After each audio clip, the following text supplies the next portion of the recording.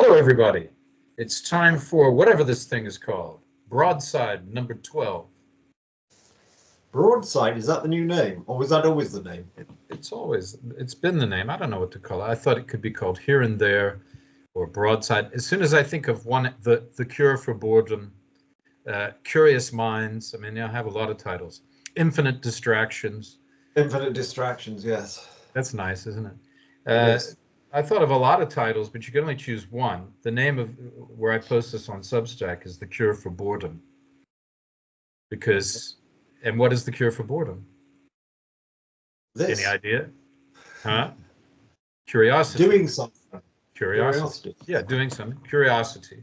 And so I think, I hope that what we're talking about is, I'm not going to be too modest, God damn it. I've been a journalist for 30 years, so if you don't like it, lump it. Plenty of editors did. Yeah. I find if you're too modest, then people start giving you a lot of stupid advice. You know what I mean? Yeah. Which is very, very goddamn boring. There are a lot of people who give people advice, but of course they do it from a position of never actually having achieved any prominence in the field in which they purport to give you advice. Yeah, exactly. Like somebody giving you legal advice or advice about how to read the news on television. I had a case, real life legal case, somebody and giving advice, and I gave them the answer to the question that was on the English company law, and they said, "Oh, but this is different from what we were told when we phoned up." And they phoned up some free helpline at some industry body. The free helpline gives you advice over the telephone, but will not confirm the advice in writing. And they thought that was going to be more valuable than the advice I was giving, which actually was exactly the same as advice they had already had in writing from another solicitor's firm. And I said, well, this is the right answer. Unlike your telephone line, we stand behind our advice and you get it in writing. So there we are. But it's odd that people will believe complete strangers or people on the interweb or whatever, but will not actually believe folk who do know what they're talking about. Well, people, that is really true. People want to take really good advice and get rid of it, eliminate it, and then put some really bad advice in its place. I see that all the time. It must be difficult these days if you have somebody like a doctor and everybody arrives having been consulted Dr. Google beforehand. Well, the people do. Yeah, exactly. Sure. And I start arguing with the doctor on medical points when they have no clue, and the doctor is the doctor looking at them, able to assess what's wrong. But no, they've read something on Google. You've got the internet, so you're way ahead. I love the internet. I'm not going to complain. I love computers. There's a lot of good stuff. Internet. It's got to be very selective. I mean, I never would have been able to write anything. I mean, not much anyway, if it hadn't been for computers, because I had this problem where my typing wasn't good enough, and I would keep making mistakes and have to type it over again because I wouldn't send it with a bunch of cross marks because you couldn't get it published, right? Exactly. They're going to say, "Oh, this person." Although I must, having on that point, I don't know about you, but I read occasionally in books now stuff you think this should have been better edited. And I've read in the Times and the Spectator and other people saying the same thing. It's almost as if publishers generally now are cutting down on spending money on editing books. It's not just that, but what they're publishing is, you have to jump through so many different hoops for a lot of, certainly the major publishers, and then it takes so long to get anything published, and the advances are often crapola, not to say shite. And it's just a thoroughly annoying process. I mean, I've had myself. I used to have a great agent, and this was some time ago, and in London, and I didn't have any stuff. Now I got tons of stuff, years later, that's been published and whatever. But I didn't ever have anything that I thought was good enough. I mean, I was being published in the papers all the time. I should have just written a book about Poland at the time. I could have easily. You should. Other people wrote books about Poland. I'm sure they wouldn't be as good as yours. I don't know about that, but I appreciate you saying it. I would be happy to be in the company of some of these writers I admire. Anyway, I'm writing my book finally about Poland, and I think it's going to it's going well. It's going to be fun. I think the thing is to be fun. I think my books, my writing is fun. It is. It's fun. It is not tedious. It is not boring. That's why I get paid, because I can Well, there's no entertain. doubt about it. The ability Yeah. to write is very important. I mean, you know, without wishing to, um, I mean, to compare two books which might be of interest, I read two books on the Warsaw Uprising, Norman Davis's, Yeah, I have that which book. in English is very irritating because he translates everything. So instead of Ulica Chłodna, you have Cool Street. Where the hell is Cool Street? And I knew that living here, I didn't, when he translated, he took the rather arrogant view that, oh, well, English readers would not be able to work out or would not be able to deal with these complicated Polish names. My point is, anybody who is interested enough to read a specialist book of history on the Warsaw Uprising is perfectly capable of dealing with the names. And Yes. to have somebody's name referred to as General X or Father Z is very unhelpful. That's the first point. The second point is the book has a lot of good stuff in it, but gosh, it's hard going to read it. Whereas if you take Alex Rich's book on the Warsaw Uprising, it's brilliant because it reads a very good work of history. She is the daughter-in-law of the late Bartoszewicz, who was an Auschwitz survivor and sometime foreign minister in the New Poland. So she had access to all his personal archives. But this book is brilliant. And because it almost reads like a novel. I mean, it's packed full of, obviously, it's a serious history book. But you want to turn the pages. And like all good history, like all really good history books, even if you know the story, another one which springs to mind is Anthony Beevor on Stalingrad. You know the end result, but the history book is so good, you're turning the pages. And as you're reading, you kind of half hope that the ending is going to be different. That's a really good history book, I think. Or Jan Morris's trilogy on the British Empire, real page turners, chock full of history. But the writing is so elegant and it flows, so you really want to read it. And that's whereas a history book where you just like where it becomes wading through treacle is most unappealing. So Yeah, that's like yeah. good writing. This is the problem.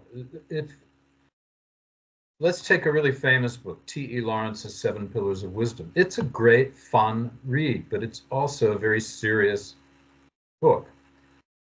You know, people mistake seriousness with being.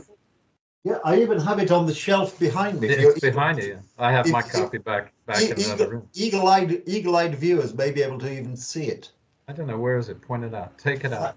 Take it out. Show us. There we are. There you go. It's a great book. Yeah, The Seven Pillars of Wisdom by T.E. Lawrence. What a great book. Just to prove it's the real background as well. He wrote the two books. He wrote that, and then Robert Graves did a sort of short and very popular biography of him with using a lot of that material, citing a lot of that material. And then he also, T.E. Lawrence, so he wrote Seven Pillars of Wisdom, and he wrote The Mint, which is about... Did you also write Revolt in the Desert? No, that's an abridged version of Seven Pillars. Yes, yeah. You're right. Sorry. Yeah, and and then he wrote a book called The Mint, which was about his secret entry into the military. The mint being the way soldiers are molded, squaddies are molded into they all have to fit the same mold. You can't be an odd man out. So the mint, like creating coins. So we wrote the two books, but they're both good books. One very different. The Mint is totally different, very practical, very matter of fact, and totally different from the literary effort of the Seven Pillars. But great books, both of them. Anyway, I mention them because you can just look at those two books and see a lot about writing if you want to study writing and why it works. But anyway, I don't see any reason why a serious book can't still be fun. I think it's really stupid. People think that being boring is being serious. It's not. No, it's not at all. It's exactly not.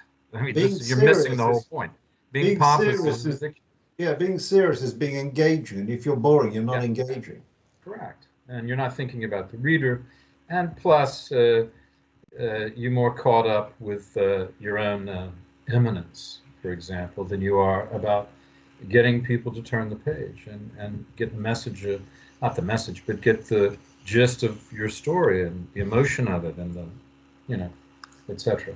Anyway, so Tolstoy also said, if you ever write a sentence that you're very proud of, cross it out, because you're drawing attention to the writing instead of just telling your story, which is interesting and not interesting. I always think a good opening is important, even in an article. A good first line is really important in a feature. And I used to spend a lot of time, I still do, thinking about and changing how I'm going to start something. And that's whether I'm putting on my Substack and it's uncommissioned, or whether I've been commissioned by someone to write something. Because anyway, that's a difference. Now, there are several things in the news to talk about besides writing, but I enjoyed hearing what you had to say about that. And I think it's interesting for people. The Warsaw Uprising is a great subject, and those are two good books to look at that. Yeah, I mean, so just on that, the interesting point about the Ritchie book is, she really puts the Warsaw Uprising in the context of the Second World War as it was at that stage. Yeah, which Davis doesn't quite do that. He's very good on the detail and goes on and on and on, but you know, it's sometimes hard to get a feel for why it was significant and what it was all about, in a way that Ritchie has really captured in her book. Yep. Let's move on. Yeah, of course. What about this nutcase? You've been reading about this nutcase who, this Mangione. I remember Chuck Mangione. He was a jazz guy. Or is yes, I have. I have, and of course, one of the sad and more sinister aspects, but you might have expected it. Why don't you frame it for us? Frame it for us first, then carry on. Well, this chap seems to have had a grievance against the United States medical insurance industry, as I'm sure many millions of Americans probably do. Mm-hmm. And in New York City, a couple of weeks ago, or last week, whenever it was, gunned down the CEO of Universal Health, I think, the company. United Health or Universal? United Health, and was easily caught by the police eventually. Well, they picked him up in a McDonald's. He had a Big Mac attack and got caught. Yeah, because his picture was all over the telly, and somebody phoned the police saying, "I've just served this man whose photograph appears on the television." So they found him, and he didn't deny it. He had lots of incriminating materials with him. But for me is that, I mean, is the most depressing aspect of this is not that it happened and that some poor family have now just before Christmas lost a father, but that the left-wing politicians, of course, half excuse it. Oh, well, no, we shouldn't kill people, but the American health industry shouldn't be doing X, Y, Z. It's the typical kind of left-wing approach. Contrast with that case not so long ago or a year ago where some nutcase on the New York subway started bothering people, poor troubled soul, and was finally, when he looked really, really violent, was started threatening passengers, and one guy got up and restrained him with the help of some other people. Mr. Penny was his yeah, they called the police, and eventually the poor chap died. And of course, he restrained the guy in a chokehold, and they say that may or may not have killed him. He got off anyway. Penny got off. Well, he was acquitted. But the point was whereas the chap? Nobody's saying the passengers in trouble, other passengers should be killed. But here was the chap who was intervening to try and deal with a perceived threat. But of course, the left, the Democratic senator, Democratic governor or Congress, I think, or Congress, whatever it was, who grandstanded about this terrible white oppression of black people. Fortunately, lost his seat in the recent elections, and more importantly, a jury of peers of this chap acquitted him, because obviously, black people don't like being threatened by black people either. What's the contrast? But the left-wing approach, but the chosen few. Yeah, but the contrast between somebody intervening to do something which everybody approved, and the gunning down in New York City of another guy going about his lawful business is just shocking. Yeah. You know, they kind of half excuse an unjustified intervention, i.e. the murder of this chap, and yet condemn a justified intervention which went slightly wrong. And this is these double standards, and this is what's the sort of most depressing aspect of this case, I think.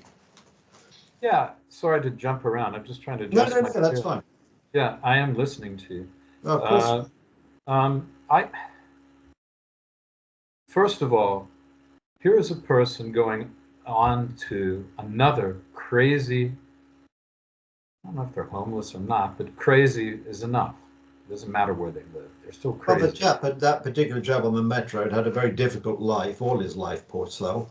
And probably in the United States, there was less assistance available to try and help him out.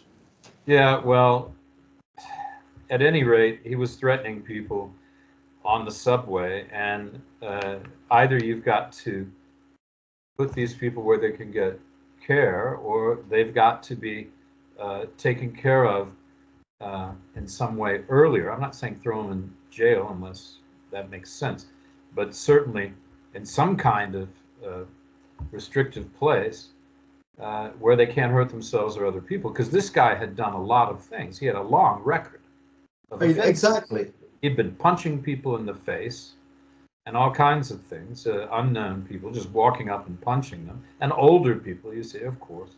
Got to pick on retired people and women, even, not just men. Yep. There's a lot of when somebody does that, the little shit should be put in jail. That's assault and battery. God damn it, put him in jail. If you can't walk down the street or get on the subway, put a policeman in every station and stop this. What in the goddamn hell is going on with people that they can't see that you can't have order in a big city with all its anonymity unless people can use public transport safely? And these criminals need to be aware. In New York City, and his name escapes me, that police commissioner who adopted the zero tolerance policy and brought crime right down. Because Giuliani was the famous one in the 90s who did it. And now everybody hates Giuliani because everybody got tired. You know, not everybody. The left, it's mostly the left. Maybe some libertarians are also for. But libertarians would be saying you carry your own protection, therefore you don't have to worry about the police being there. But in New York, they have very restrictive gun laws. So you can't even carry a concealed gun or even have a weapon. But the criminals don't care. They'll have a weapon if they want to, whether it's a knife or some kind of a revolver or a pistol. And I don't know if you've ever had a pistol put in your face. I have 2 or 3 times or 4 times, lost track. But it's happened a few times, and I can tell you, it will get your attention. Of course. And you start thinking about ways to get out of it. You start talking very calmly about how to get out of that. It's not pleasant. And it's usually somebody who's drunk, angry, on drugs. Do you know how many people are walking around on drugs in virtually every big city? Yeah, I really. The West. I mean, this whole narcotics business. It makes people crazy. And they do crazy things. It makes people crazy. And I really don't understand what the attraction is for people who destroy their lives in this way. Well, I mean, this is the thing. Once people become addicted, number one, the drug has worn any sense of reason that they might have had down, and 2, made them desperate to get money or something to pay for the drugs if they don't have money. Or if they have money, they're going to run through the money. And then number 3, it creates a state of anger. So it's just a total loss for the person and for everyone around them. And this is what we're looking at in these cases, usually, is some kind of drug problem. or alcohol problem, or both. I mean, it's yeah, absolutely terrible. And rage produced by this. Yeah, you see, I don't. Yeah, I don't. Yeah, it is. And as a parent, of course, one worry. I mean, fortunately, touch wood, my boys are older now and they're sensible, and we all hope. But you got boys, I got a girl, so Yeah. Even more worrying. Of course, Isn't it? and that's why I even find in in entertainment in Hollywood, when films make light of drug taking and so on, I find it hard to even watch the film. I'll be perfectly frank. It's just if the drug taking is done, if it's portrayed in a certain context, the context has to fit. Context really matters, because I know you well, give an example of something you don't like, because I know, can think of one you told me, but give an example. Yeah, I found, this. I mean, it was quite an entertaining film in some ways, but I found this emphasis on, or this semi-glorification of drugs in Pulp Fiction very disturbing. Yeah, that's the one I was thinking of. And why in so many other things? I was watching. I was watching the first episode of Black Doves on Netflix last night. What is that? Again, is that new serial? It's a new thing. It's a sort of spy type thing. Is it a serial or a movie? It's a serial. I think there are 6 parts. Okay. Keira Knightley's in it, and Ben Whishaw, who played Q in the most recent Bond films, etc. But he goes to see a couple of chums for dinner, and quite unnecessary to the plot, gets out some cocaine. I mean, why even show that? It's completely unnecessary. And what people seem to fail to maybe that's because what people do that, I don't know. Well, maybe they do, but if we don't have, people do lots of things I don't want to see on my screen. My point is, that's a kind of glorification, passing these things off as normal. So you're not a guy who likes the Breaking Bad, or any of these films about drug cartels and whatever. I did watch Breaking Bad. I didn't think it was the great thing that everybody else thought it was. I mean, I thought the main character comes across rather angry and unpleasant towards the end. The one I did quite like, actually. Well, he's dying of cancer. Yeah, well, of course. I quite like Narcos, that series, because of course that looked at the business and the criminal element. It didn't actually there wasn't actually much exposure to there wasn't sympathy for them. No, it wasn't. Yeah. And it based on a true story, of course, and it showed the extreme, so that was good. But a lot of these films, they don't show enough of the destruction. Yeah, but Nicholas, drug makers, sellers, they're people too. Come on. I can't believe you're so down on the drug makers. Yeah, well, I am very down on the drug makers. They're human.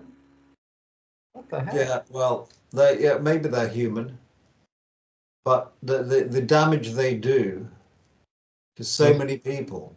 And I remember John Lydon telling me, I've interviewed a lot of people, folks. It's a professional thing. Sorry about that. I'm not name dropping. This is context. Talking about Sid Vicious, and who died, of course, of heroin. Or his girlfriend, I think, did she shoot him? I don't know, something like that. But he was a terrible heroin addict, and John Lydon is totally anti-drugs. He never liked drugs, even when they were the Sex Pistols. He didn't like drugs. He was really into what he was doing as an artist, and most people have thought, these guys are totally on drugs, but he wasn't. No. And he's really been anti-drugs the whole time. He says, what a stupid way to spend your time. And look how many entertainment people do this. I mean, they're not my...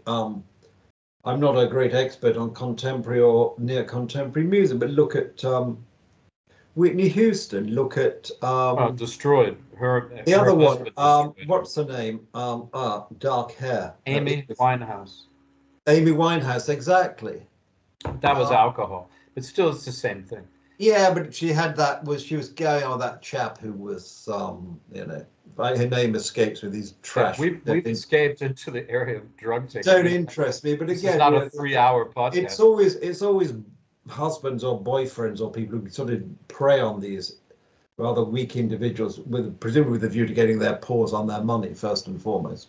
It by was somehow definitely Whitney weakening them. Houston's husband who caused the problems with her. But Yeah, well, anyway, I don't want. Let's not talk about it's so drugs. sad. Anyway, sorry. We've become the masters of digression. I'd rather Yeah, digress. So let's they get. I return mean, to the that's really a mainstream. digression.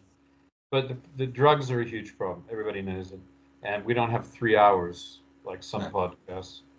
Um, so I'd like to go back to this Mangione, and there's a lot of people who are saying there's this dichotomy: people who are supporting him because he's anti-capitalist. Supposedly, this is an anti-capitalist move. Uh, why use the courts and get Exactly. and get a class action suit in which everybody gets the victims get a lot of money? Happens all the time. Uh, or you can't just go around shooting people. That's the point. Well, you Um, can't. so, but justifying what he did and saying that he was attacking capitalist exploiters is really not the answer, but at all, at all. And he's quoting as his main guy, that nutcase who was sending all the letter bombs, the Unabomber. He was a brilliant guy, like this guy apparently is brilliant, but tetched, you know. It's no good being bright if you're mad. Absolutely not at all. And there's no justification other than. But it comes to the same thing as the subway guy, doesn't it? Only the smart, clean-cut guy from a rich family is the one who ended up killing someone, whereas the subway guy threatened the homeless, drug-taking, homeless guy in the subway, didn't kill. I've forgotten his name, unfortunately, or fortunately, depending on your point of view. That guy didn't kill anybody. No, well, not on that particular occasion, anyway. So what's the oh? It's okay to kill people if you're really rich. Well, this is unfortunately how you end up with the gulags, isn't it? Because the left always take the view, ultimately, that the end justifies the means. And you're talking about this is you don't like the healthcare executives, so go kill him. Yeah, exactly. Well, why not actually lobby your congressman or whatever you do in America and try and get the law changed? Well, get a few lawyers together and do these class action suits. There's no doubt that the healthcare companies, there's a lot of cheating in the healthcare companies and exploitation of their clients, and that's something that should be tackled. I mean, why should this guy be making the kind of money he's making, and people who pay their premiums are not having them honored when they need them to be? Well, this is the other point, of course, and that is a good point, but that is not solved by gunning down a man in New York City. No, it rather leads to the opposite result, because then there's a broader sympathy for this guy as an individual who may have been, I don't know. I mean, I'm not an expert on this. I haven't heard much about this guy and the operation of his company, United Health, but perhaps there was a lot of malfeasance there. But well, we already said the people should use a legal system to do that and get some money. Money is what they want. Death doesn't get you the money. Another guy steps into that position and takes over, right? So, and he's got sympathy now, when the very thing you wanted to do was embarrass them, in this case, embarrass them to the grave, but draw attention to the problem. That's what this guy, I presume, wanted to do, was draw attention to the problem by killing this guy. Terrible solution. Awful solution. The worst solution possible. It's rather like the people walking up randomly and punching people or stabbing them in the street, isn't it? It is. And it doesn't achieve your goal. You achieve the goal through reasonable action and marshaling legal resources and suing the company. And as a class action, I'm sure there's plenty of due process. Well, you need a lot of money if you're going to do that. That's why I say class action. You need a lawyer or a law group that'll take it on, like in Better Call Saul, where the lawyers are fighting over a class action suit. to and doing it pro bono. They're not getting paid until they win. I mean, that is just the way the United States has chosen to operate. Whereas Europe, at a time when it could afford it, but it would have to be reformed now, offered sort of universal assistance if things go wrong. In America, traditionally, there's been very little social assistance. Yeah. But if you have a problem, you can find a lawyer who can sort it out for you and sue somebody. That's just a different way of running your economy, a different way of running your society. And it's ironic, or perhaps not ironic, that America, United States, has some of the best healthcare on the planet, spends more on healthcare than anybody else, and yet most people you talk to in America, even relatively well-off people, are petrified about falling ill or having a problem with their health insurance. That's true. I mean, well, it is true. But in Europe, of course, people have a they pay a lot for healthcare monthly, and they have a safety net. And if you do get something very serious, you will get attention. The United States still spends a larger proportion of GDP on healthcare than any European country. But it's just very expensive, and it's spent by relatively few people, I suspect. Well, my doctor in Florida, Dr. Vinny Bumbasa, that wasn't his name. He was Ukrainian descent, and had been born in Ukraine, actually. This was before, I guess he was my doctor since about 2006. Then he shot himself. He got diabetes, and he didn't want him to cut off both his legs. So he did, but he was a great guy. He used to take me out on a speedboat. He had speedboat. He had, a really nice house on the water in Sarasota. He had a whole, this could have been a foreshadowing of his end, because he had a room off his garage with more weapons per square foot than I've ever seen in my life, of all kinds. He had, even back Tommy guns and bazooka and all kinds of stuff. Every handgun you've ever seen, most rifles, shotguns, Winchester from 1870s, just crazy stuff. And,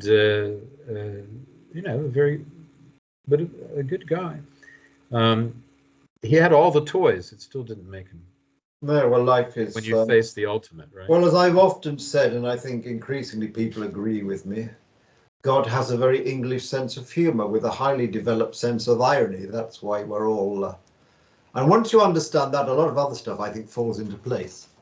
Well, there's nothing but irony. Yeah, how could God allow that? Well, actually, God didn't really allow that. It was a human being. I mean, if you're going to give people free will, then you're going to get some strange results occasionally. I mean, you can't.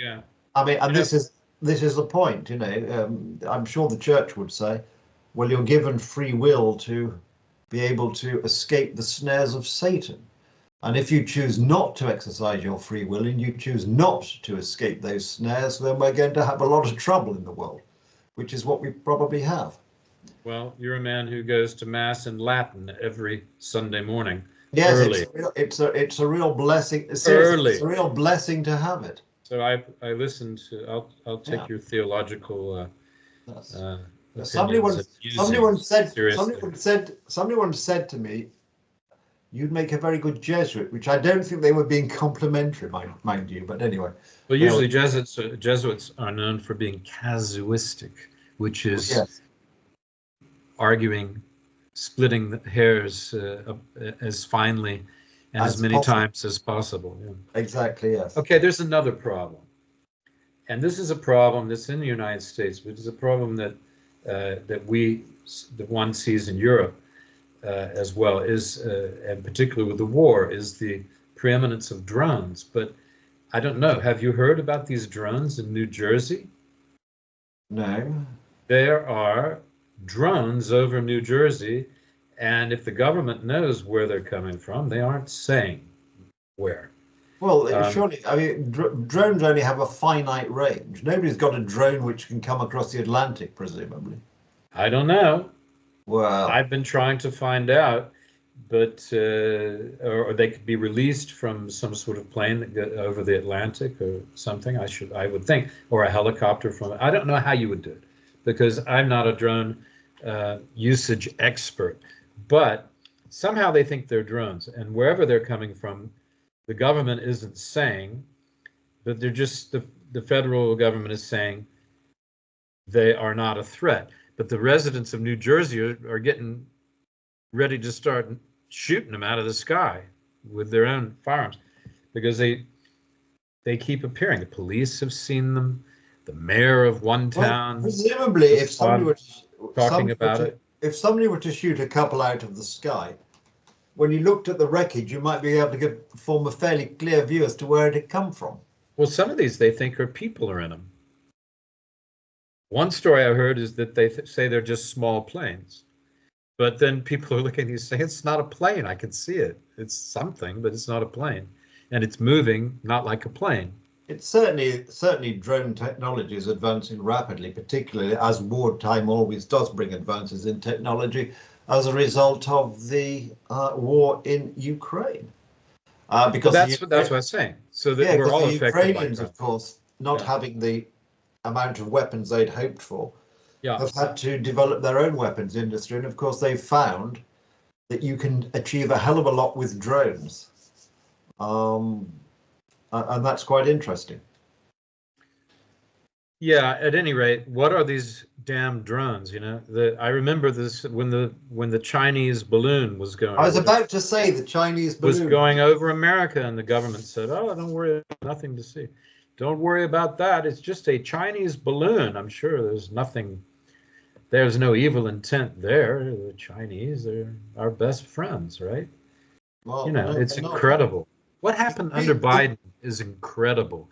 And I still talk to people who don't see what happened under Biden, who don't understand the retreat. I mean, smart people who don't see the retreat or abandonment of Afghanistan as a disaster. And they blame it on Trump. I think we may have discussed that before. I discussed it with Anthony when we were talking about NATO in a different podcast. But you know what I'm talking about, right? Oh, yeah, I remember that. Yes, it was a very odd, a very cavalier attitude towards national security for the administration to have taken at the time. Yeah, I mean, you leave a few troops. You don't let them have Bagram. You leave, 1,500 troops there and some planes and some jets and helicopters, and you keep an eye on the Taliban. I don't understand a lot of what was going on with Biden, but I guess they did polls, and most of the polls said, we don't want to be over there anymore. This is the problem. Cut and run. It's very easy to intervene in a place. It's a lot harder to leave in a constructive fashion. And that was the problem with Afghanistan. The correct answer with Afghanistan. You didn't have to leave. That's my point. You could have pulled everybody out and kept one or two bases. Certainly Bagram. Keep it. Yeah. But we live in a world where people's attention span, they're always looking for the next new thing, and that's part of the problem. And they don't allow the fact that once you intervene in a place like that, either you don't intervene at all in the first place, which with the benefit of hindsight and given the British experience in the 19th century would probably have been the best answer. Yeah. But once you do intervene, then you have to see it through. I mean, one of the interesting things, it's probably a minority book, but Richard Nixon's book, The Real War, talks about this and talks about that America left Vietnam just at the point, where the South Vietnamese had learned how to deal with the Viet Cong, and it was just at the point when it was going to change dramatically. But the United States announced we're leaving, so all the North Vietnamese did was sit around for X number of months till they'd gone. And do nothing and wait. That's what the Taliban did. Well, exactly. You don't tell your enemy what you're doing. Of course not. Unless you've sat in a peace treaty and it's properly organized. I mean, I didn't believe in this Taliban treaty, did you? You can tell the enemy what you're doing when it actually has a positive effect for you, for example. Or when you're in control, or both. Yes, yeah. Like you remember the Falklands War, and that rather interesting that there were. I remember reading about it. Ian MacDonald, the civil servant, who would announce every day what was going to happen. And of course, it's fine telling your enemy what's going to happen if you if you follow through. Unfortunately, at that time, it happened at all, thanks to Mrs. Thatcher refusing to be talked out of it, as everybody else was trying to talk her out of it. And second, we had the resources to go and do it. It's still touch and go, and they did it. And they announced their exclusion zone round the fleet as it was sailing southwards. Anything caught within 400 miles of the fleet would be dealt with. Yeah. And of course, then the sinking, tragic for the young lives concerned, of the General Belgrano. They called that the exclusion zone, didn't they? Exactly. Yeah. And you can't torpedo the General Belgrano. Why can you not torpedo a battleship which is threatening your fleet, having given them plenty of a chance to? And these silly arguments about what direction the Belgrano was actually steaming in at the time the missile hit it, completely nonsensical. Why is it in the West we always take the side of those who want to destroy us? I don't know, but this is a good point. And I was listening to a podcast with Neil, the economist. What's his, you know who I mean? Neil, the economist. Huh? Ferguson, yeah. Neil Ferguson. And another guy called Scott Howard or something like that, I think his name is. Or Howard Scott? Don't know. Scott Howard, I think, who's the head of something called the Libertarian Alliance or Libertarian Enterprise Institute or Anti-Enterprise Institute, something like that. Here's a guy, and it was very interesting because they were talking about Ukraine. And neither one of them really seemed to know much about the other, which is very strange. Because if I'm going on a podcast for the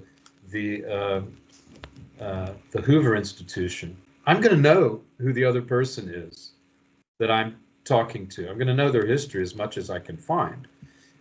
So Neil Ferguson, who's a very accomplished historian, and very good historian, PhD historian, great writer too. He's a really good writer. He's not just a good historian. His books are really good and well written, as we were talking about before, and compelling. Exactly. And page turners. He was on it, and then the other guy, is his name Scott Howard? I don't know. Scott Howard or Howard Scott, whoever he was. Or the people will know what I'm talking about. Anyway, I've seen this guy before, and all he does is yell. When he gets frustrated, he just yells. I looked him up. No college education. He was a self-educated historian, which always worries me. Always worries me, being an historian myself. To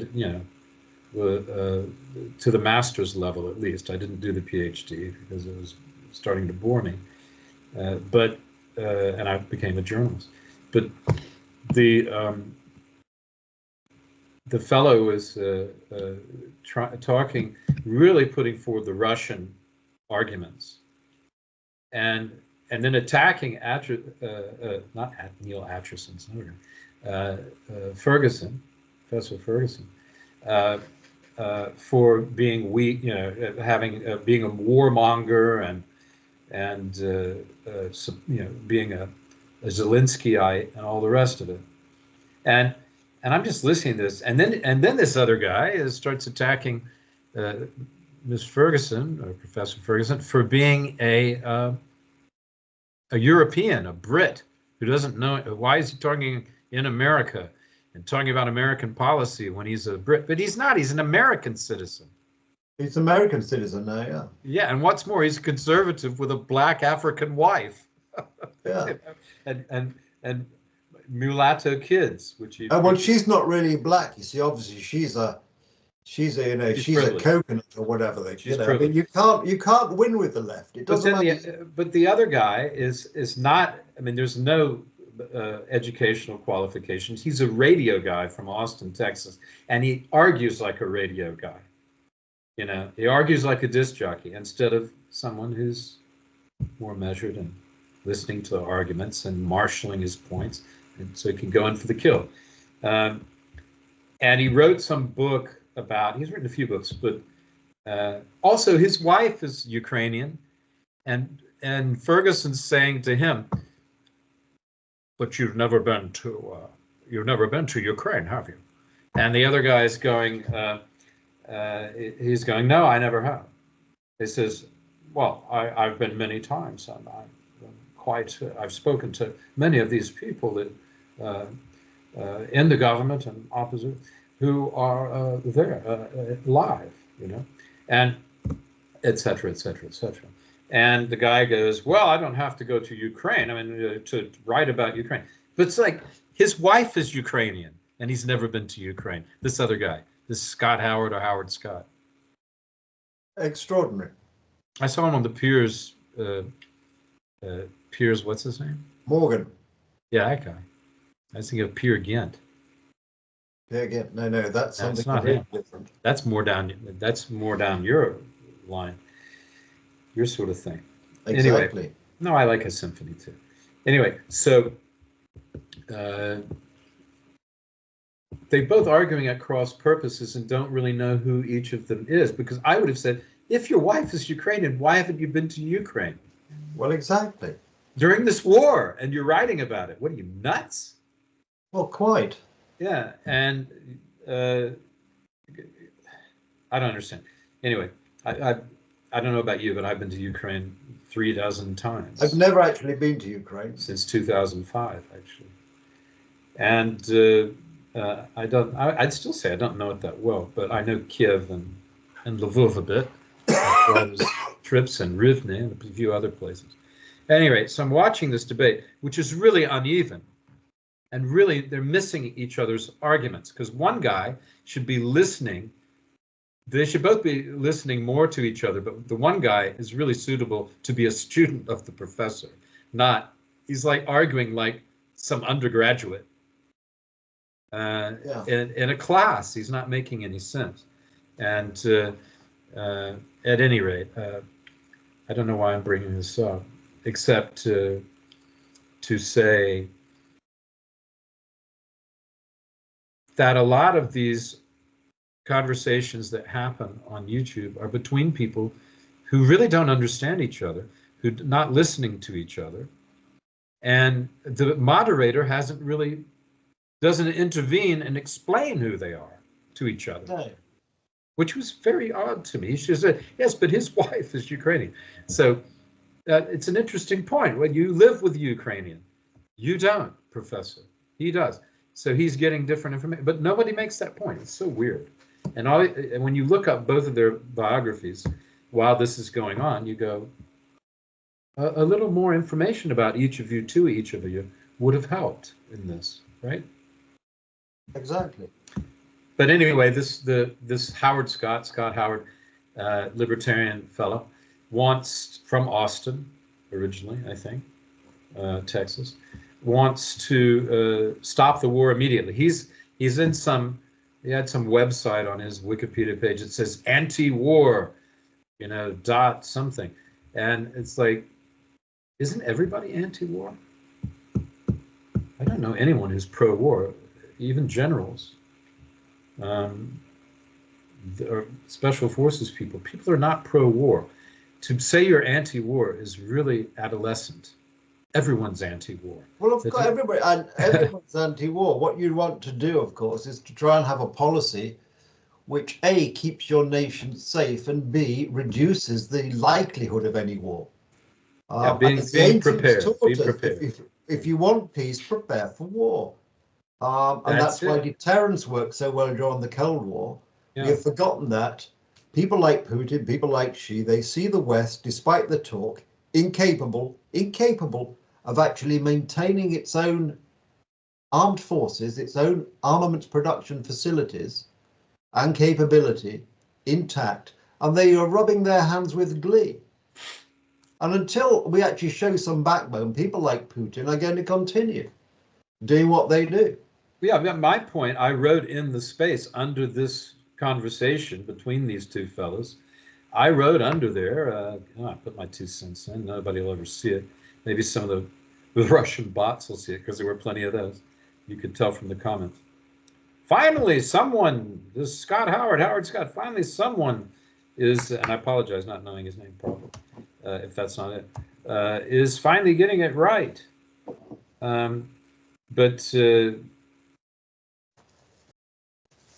anyway, The comment I wrote was, you're missing a point, because for 500 years, since Ivan the Terrible, the Russians have been invading Europe, and there have been these responses to stop them, apart from Hitler, who wanted to just kill everybody, as far as we can tell. It wasn't him, and then eventually killed himself. But talk about a death wish. I mean, perfect for Freud, isn't it? Anyway, so the Russians have been doing this for 500 years. Under every emperor, they've been looking to subjugate the countries near to them, Central Europe, including Belarus and Ukraine. And not only that, the Russians are incredibly cruel, starting first with their own people. Gulags were invented for Russian people. They enslaved their own people. They didn't import people as slaves. They enslaved their own people until about 1861 or 2, something like that. Exactly. So they're very cruel to their own people. Well, how do you expect them to be toward you? They've never had democracy. They've only ever had despotism, right? Exactly. So this guy's saying, hey, we can just, Howard Scott, is saying, we can deal with them fine. He's acting as if they think the way we do. No, they're not libertarians. They're not anti-war. These concepts don't exist. There is Russia, and then there's the rest of the world. And if you don't keep them boxed in, they'll be knocking on your door in Europe. That's the way it works. And that's what Ferguson's point of view of. That is totally that's what his point of view is. That you have to stop putting what you were saying, be prepared. By the way, the NATO head is saying again that we have to prepare, as you've just been saying, for war in order to keep the Russians at bay, and China behind them, and North Korea, the proxy of China, and the people in the Middle East. It's all happening. They're looking at the West. What is your reaction? It's no surprise that all these changes that have happened rapidly with the Middle East, and talking about stopping the war in Ukraine, seriously talking about it, are a result of a new president who is going to be much tougher and is going to be focused as opposed to unfocused, sitting in a beach chair half the time. Exactly. Right? I mean, we are pursuing self-destruction in the West, which is actually alarming. We're not producing enough babies. We're making the killing of babies easy, controversial statement. We're now introducing the killing of old people, allegedly for people at the end of their life with blah, blah, blah, blah exceptions. Look what's happened in Canada, look what's happened in the Netherlands. This is complete nonsense. We are importing millions of people who don't like us very much. We are failing to invest in defense. We are spending money we do not have on over-generous social provision of a sort which in the UK now they reckon there are 8 million people not economically productive. That's stupid, because people are happier. You'd be better inventing jobs for them, because people are happier when they go and do work. Anybody who says this doesn't work, self-evidently doesn't work, then we are extreme right-wing blah, blah, blah. And it's just complete this I don't know where this self-destruction comes from, but I worry where it's going to end up, because we're very, very close to a tipping point. And I've mentioned it before, and I will mention it again, that people will say, oh, not all the Germans were Nazis. They weren't. I take the point. It doesn't matter. Irrelevant. All that matters in any society is what the majority of males aged 18 to 40 are doing. Why? Because they're the ones who fight. And after a lot of hard work, the National Socialist Party managed to convince the majority of males between 18 and 40 that fighting for the Third Reich and the New Tomorrow was the thing to do. And lo and behold, they unleashed this horror on the rest of Europe. And we've not learned from this. We've not learned. It's a great point. It's a great point. We have not learned from this. Yeah. Last week in the House of Commons, a Muslim MP stood up and said, and it was weasel wording at its worst. What he wanted to say was, oh, we need to protect the Quran from people who criticize it. But what he actually said was, oh, don't you think it's time that we have legislation to stop offensiveness to Abrahamic religions? So in the guise of pretending that he was not interested in just Islam, he thought he'd just thrown Christianity and Judaism. And instead of the Prime Minister, Keir Starmer, saying, no, we have free speech. Free speech is free speech. We cannot compromise on that. Keir Starmer said, yes, I will not tolerate these attacks. On what? Well, essentially, in this particular case, it meant on Islam. I mean, yeah, but I mean, it's a good idea that we already have free speech, which protects criticism, and we also. The Prime Minister was not prepared to stand up for free speech in the House of Commons, but was prepared to go along with what was a subtle attempt, but not that subtle, by an MP to suggest there should be somehow some form of blasphemy law. There should be censoring. To protect Islam. Censoring. Censoring, yes. That's what you're talking about. I'm talking about. Okay. Yeah. Okay. And, it's ridiculous. There was a lawyer, very famous, called Phil Steiner in the UK, who spent a lot of time 10 years ago making up cases to attack British Army personnel for allegedly mistreatment of people in Iraq. There was a long investigation. A lot of soldiers were put through hell. And of course, it was all found that he was paying people in Iraq to actually make up stories. He was struck off as a lawyer, blah, blah, blah, blah, blah, bankrupted. Now, he went for sentencing at the court, finally, this week. He was given 2 years in jail, suspended for 2 years. So he walks away scot-free, okay? Yet somebody says the wrong thing on Facebook and they end up in prison. That is Keir Starmer's UK. Elon Musk is right to actually criticize the government over this, because this is actually sinister. This is Orwellian. This is a prime minister who is not prepared to stand up for free speech, not prepared to stand up for justice, only prepared to stand up for oppression of people who have the temerity in a democracy to have a different point of view. A man who maybe had a large majority, but that's the way the House of Commons works, on 33% of the vote. Yeah. And is now trammeling over the Constitution, attacking farmers, attacking the House of Lords, attacking absolutely everything in this bid. And it appears in public wearing glasses and suits bought for him by some Muslim benefactor, in whose flat he conveniently appears quite a lot of time. Really, people should put 2 and 2 together and ask themselves some serious questions about Keir Starmer.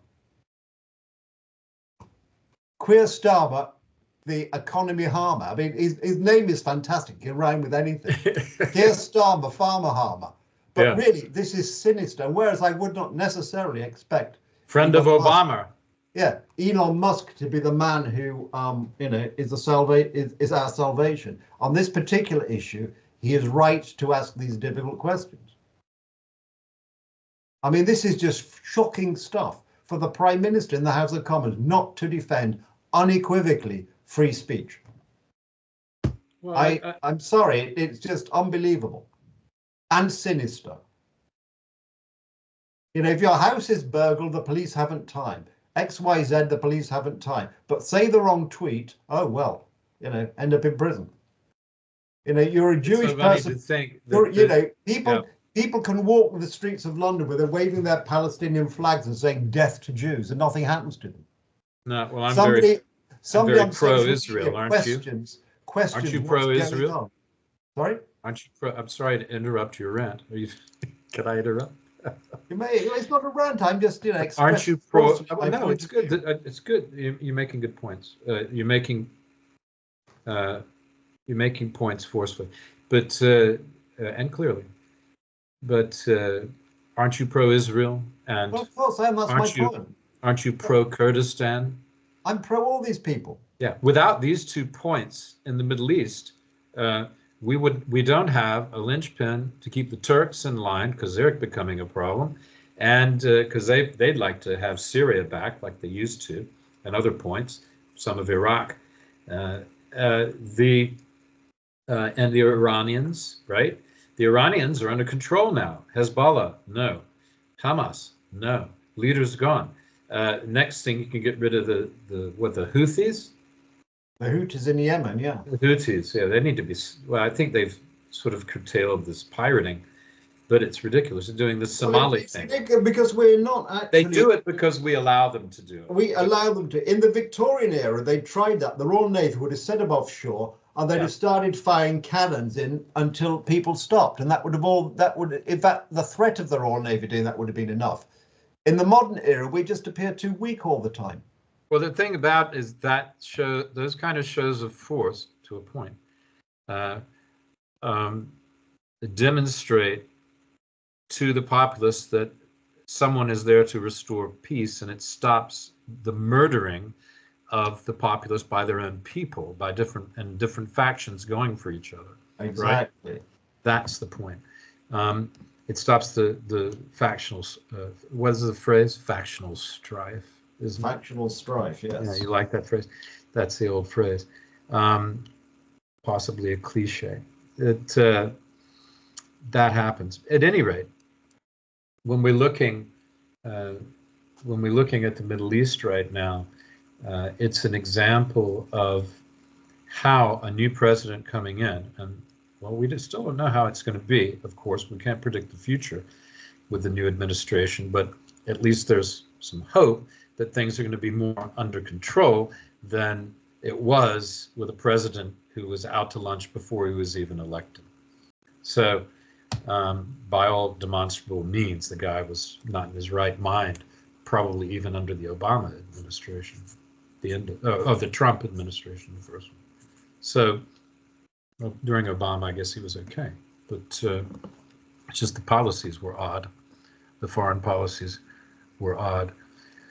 So maybe we're going to get some coherent foreign policy leading with, I mean, how much is the NATO amount that every country in Europe is supposed to pay is 2%, right? Yeah. Okay. It needs to be more than that.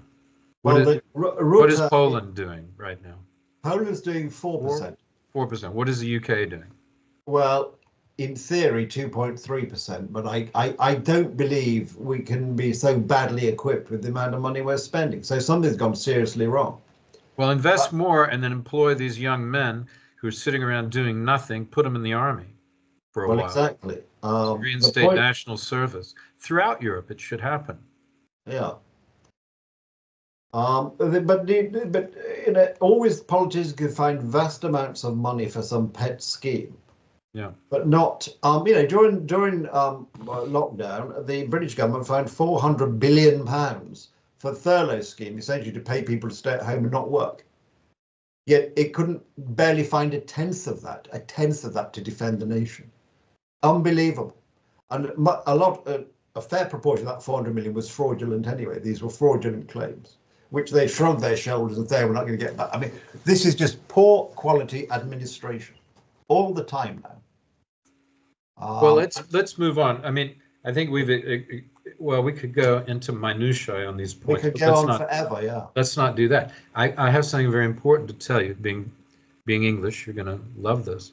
Being a fan of Mary Poppins, they rescued Dick Van Dyke as he was crawling from his up the street. Yes, indeed. But from his house. But his cat is still missing.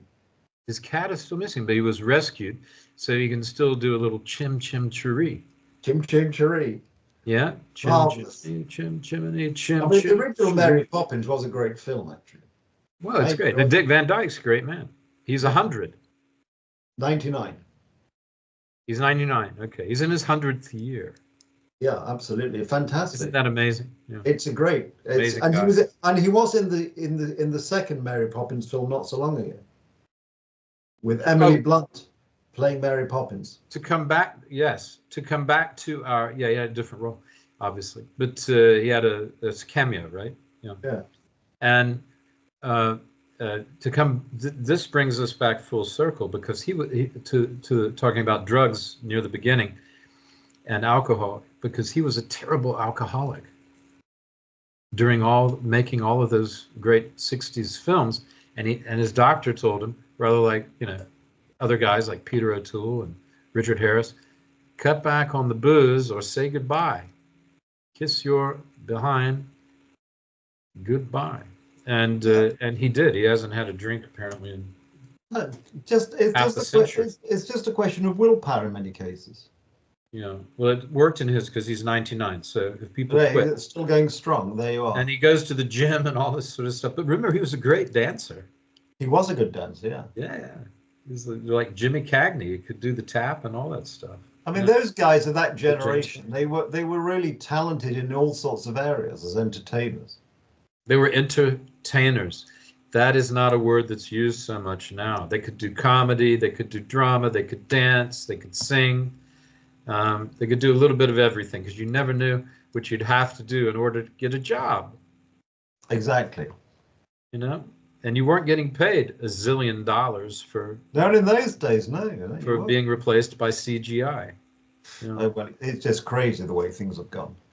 Well, some of it's good, but the problem is too much of it's bad. I still love computers and I love the internet. It is a vast. It's the Alexander Library plus. You know. Of course. And when you use it that way, and even YouTube is amazing. The conversations and the people who are on. You can watch sports. You can watch any kind of history. You were talking to me. Yeah, you can learn practical things on YouTube. And you can learn how to change the oil in your car. You can learn how to fix the toilet in your house. How to bake the perfect loaf. How to bake a perfect loaf of bread. Yeah, all of that stuff. And that's really cool. So there's a lot of great stuff, and there's a lot of great people doing that stuff. But there's also a lot of noise and a lot of stupidity, particularly from the hecklers. You know? Exactly. Yeah, on the, who cares? Who cares? Who cares? Who cares what the idiots say? That's what Paul McCartney had a song. It was on Egypt Station. Great album, by the way. As saying, the line, one of the repeated lines was, "Who cares what the idiots say? Who cares what the idiots do?" Yeah. Not me. Not you. No, I'm going to see you this evening. You are. We're going to sit and have a long conversation with a couple of friends, and I'm looking forward to it. Christmas is coming. Me too. Pretty soon we'll be with family and friends and doing all those great holiday things. I love Thanksgiving to Christmas. It makes up for a lot of the annoyance of winter, particularly no light, for example. And the no light is really depressing. Yeah, so it is. But the Christmas season makes up for a lot, and the lights are out in the cities, and people have done lights in their houses and etc. So it's really nice. And in fact, in your neighborhood, I saw some beautiful light displays. That it was the first. They were even before Thanksgiving. I was driving your neck of the woods and saw lovely displays by your council. Yeah, they're actually quite good. Yeah, you were first. The borough I live in that sort of thing. I mean, it's a nice place. It's quite well run, and you can see they're putting a lot of money into doing things up. Yeah, I'm a fan. It is an elegant area. Okay, my friend. Okay. It's Will Richardson here. It says Guerrilla Traveler on my window because that's my handle. And Nicholas Richardson there. Thanks for listening. Thanks for watching. We'll see you next time. Thank you. Bye. Bye-bye.